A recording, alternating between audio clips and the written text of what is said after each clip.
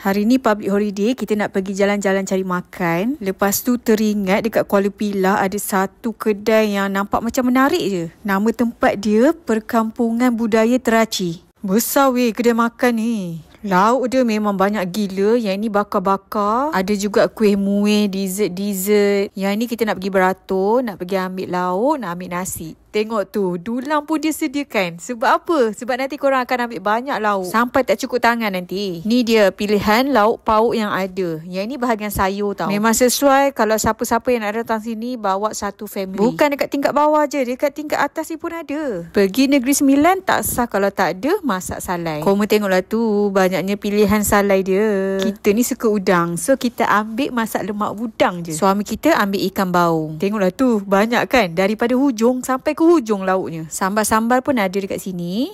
Ulam-ulam pun ada dekat sini. Kita memang suka petai wak.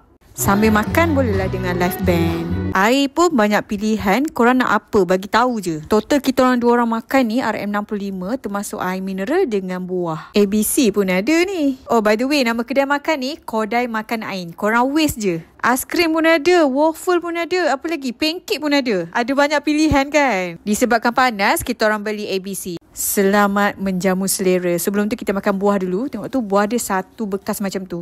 Inilah favourite Syida, udang. Jom kita rasa macam mana. Boleh pergi ke tak?